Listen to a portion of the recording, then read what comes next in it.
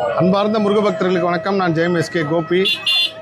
எங்கே இருக்கேன்னு பார்த்தீங்கன்னா பழனியில் இந்த அற்புத அதிசயம் நிச்சயமாக எல்லாருக்குமே ஒரு மெய் சிலுக்கிற வகையில் இருக்கும். ஏன்னா நான் ரொம்ப நாளாக இதை பற்றி கேள்விப்பட்டிருக்கேன். முருக பக்தியை பற்றி பேசுகிறதுக்கு முன்னாடியிலேருந்தே எடப்பாடியிலேருந்து ஒருத்தங்க நைட்டு தங்குவாங்க. முருகர் அவங்களுக்கு மட்டும்தான் ஒரு ஸ்பெஷலான விஷயம் கொடுத்துருக்காரு.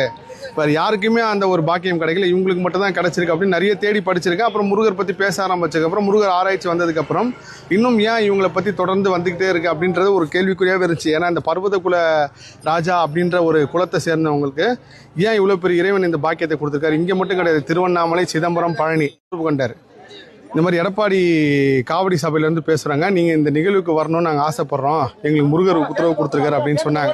நான் முதல்ல கேட்ட கேள்வி, ஐயா இது உண்மையிலே அந்த எடப்பாடி நைட்டு தங்குவீங்களா, அவர் தானே நீங்கள் அப்படின்னு முதல்ல நான் நம்பலை. நீங்கள் தான் அதை நடத்துறீங்களா, நீங்கள் தான் அதை பண்ணுறீங்களான்னு ஒன்றுக்கு திரும்ப திரும்ப கேட்கும்போது நாங்கள் தாங்க நடத்துகிறோம், நாங்கள் தான் பண்ணுறோம், எங்களுக்கு முருகர் உங்களை கூப்பிட சொல்லியிருக்காரு அப்படின்னு சொல்லிட்டு சொன்னார். பொதுவாக நான் அந்த மாதிரி யார் கேட்டால் நாம் வடப்பள்ளி முருகர்கிட்ட உத்தரவு கேட்டு தான் எங்கே ஒன்றாலும் போகிறது. வடப்பள்ளி முருகர்கிட்ட உத்தரவு கேட்கும் போது போகலான்னு சொல்லிட்டு வந்துச்சு. அப்படி கிளம்பி நிற்கிறேன். என்னை கூப்பிட்ட சக்திவேல் ஐயா இவர் தான்.